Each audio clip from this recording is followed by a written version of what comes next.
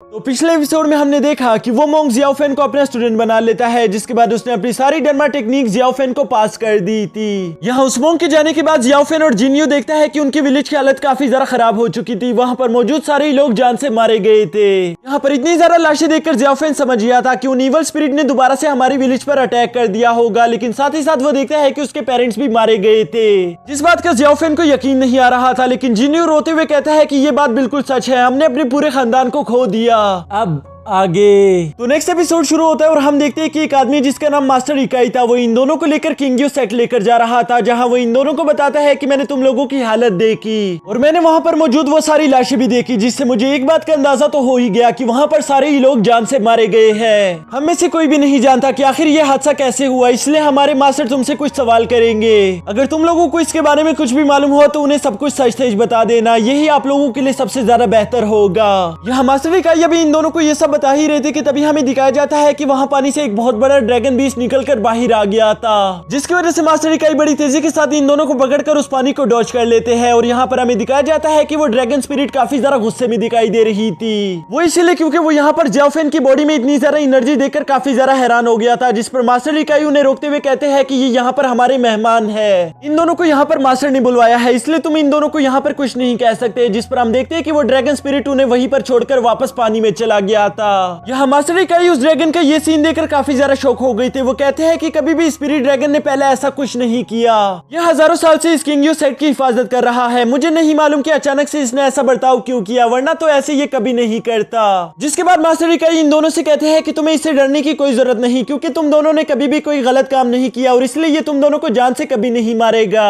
और ये कहते साथ ही वो जिन्यू को लेकर वापस किंग्यू सेट के मेन हॉल की तरफ रवाना हो गया था, जबकि जियाओ फेन अभी भी वहीं पर खड़ा होकर उसी ड्रैगन के बारे में सोच रहा होता है। और इसी के साथ हमें जियाओ फेन के पास का एक विजन दिखाया जाता है, जहां वो मोंग जियावियन से कह रहा था कि अपनी पावर्स के राज जानने के लिए तुम्हें टियानयिन टेंपल को ढूंढना होगा। साथ ही साथ वो जियाओ फेन को एक स्पिरिचुअल बीट भी देता है और इसी के साथ वो उसको बताता है कि ये स्पिरिचुअल बीट तुम्हें तुम्हारी किस्मत तक ले जाएगा। स्पिरिचुअल बीट में एंडलेस अमाउंट ऑफ एनर्जी छुपी हुई है, इसलिए कभी भी स्पिरिचुअल बीट के बारे में किसी को भी मत बताना। जिस पर हम देखते हैं कि जियाओ फेन अपने मास्टर का शुक्रिया अदा करके उस स्पिरिचुअल बीट को अपने पास रख लेता है। और यहाँ पर हम देखते हैं कि उस ड्रैगन ने भी उस स्पिरिचुअल बीट की एनर्जी को महसूस कर लिया था, जिसकी वजह से हमें और जियाओ फेन को एक बात तो अच्छे से मालूम हो जाती है कि स्पिरिचुअल बीट में एक बहुत बड़ा राज छुपा हुआ है। इसके बाद सीन शिफ्ट होकर किंग्यू सेट के मेन हॉल पर आ गया था, जहां मास्टर इकाई वहां के एल्डर को सारी बात बता देता है कि कैसे हमारी गैर मौजूदगी में वहां पर किसी ने सारे विलेज के लोगों को खत्म कर दिया। वहां पर सिर्फ 3 ही इंसान जिंदा बच पाए हैं, जिसमें सबसे बड़ा इंसान है मिस्टर वांग, लेकिन वो अपना दिमागी संतुलन खो बैठा है। उसको समझ नहीं आ रहा कि आखिर वो क्या कर रहा है, इसलिए हम उससे किसी तरह की भी पूछताछ नहीं कर सकते। जिस पर एल्डर कहता है ठीक है, फिर बाकी के 2 बच्चों को बुलवाओ जो कि वहां पर जिंदा बच गए थे।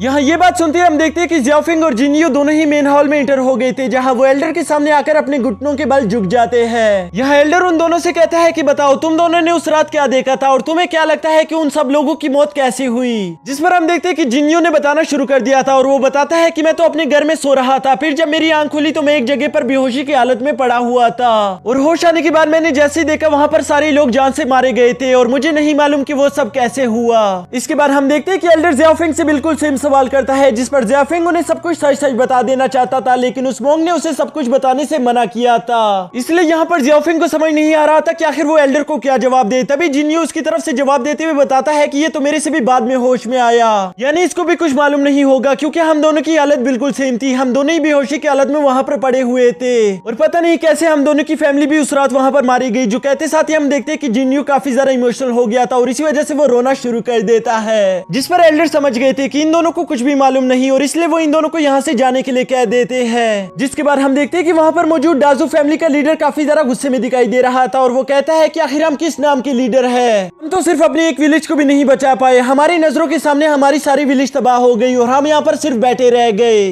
जिस पर एल्डर कहते हैं कि माने ये काफी ज्यादा संगीन मसला है, लेकिन हमें इसकी जड़ तक पहुंचना होगा और हमें मालूम करना होगा कि आखिर ये काम किसने किया। हम उन मुजरिमों को बिल्कुल भी जिंदा नहीं छोड़ेंगे, लेकिन अभी के लिए हमें इन बच्चों के बारे में सोचना होगा, क्योंकि इनकी अब कोई फैमिली नहीं है। जो सुनते साथ ही हम देखते हैं कि ड्रैगन फैमिली का लीडर फौरन से वहां पर खड़ा हो गया था और वो कहता है कि मैंने यहाँ पर जिन्यू के जैसे ही देखा मुझे फौरन से उसके साथ अटैचमेंट फील हो गई थी और इसीलिए मैं चाहता हूँ कि जिन्यू को आप मेरे फैमिली के हवाले कर दो। मैं उसको अच्छे से ट्रेनिंग करवाऊंगा और मैं यकीन दिलवाता हूँ कि हमारी फैमिली को वो एक ब्राइट स्टूडेंट बनकर दिखाएगा।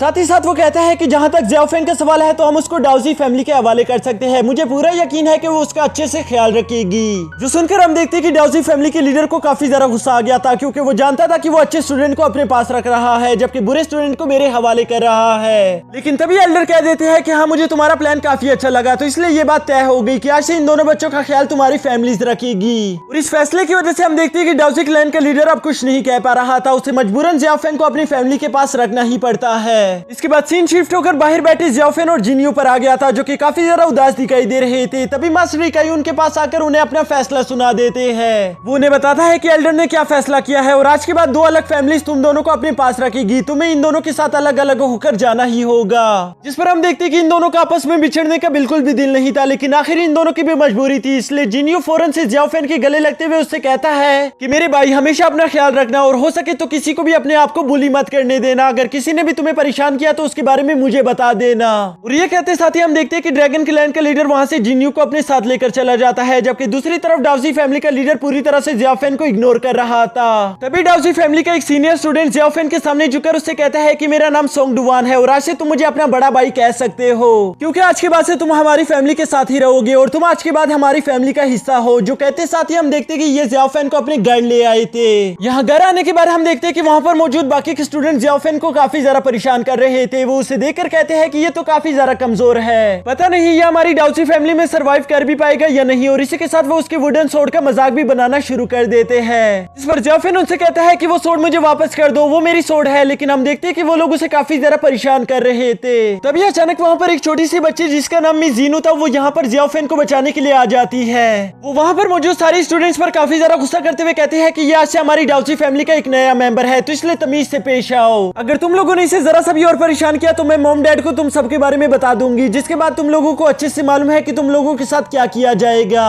जो सुनकर वहाँ पर मौजूद सारी डेसिबल्स काफी ज्यादा डर गए थे और वो डर के मारे कहते हैं कि हम तो सिर्फ इसके साथ मजाक कर रहे थे, हम इसे परेशान करना नहीं चाहते। वो भी ये बता ही रहे थे कि तभी वहाँ पर मिस जीनू के मॉम डैड आ जाते हैं, जिन्हें देखकर मिस जीनू काफी ज्यादा खुश हो गई थी। यहाँ इन लोगों के साथ साथ वहाँ पर सोंगडुवान भी आ चुका था, जो कि जियाओफेन के साथ काफी अच्छे से बात करते हुए उससे कहता है कि उम्मीद करता हूँ कि तुम्हें अपना नया घर काफी पसंद आया होगा। जिसके बाद वो वहाँ पर पहले से मौजूद डेसिबल का उससे इंट्रोडक्शन करवाना शुरू कर देता है और साथ ही साथ वो उससे बताता है कि आज से ये तुम्हारे बड़े भाई होंगे।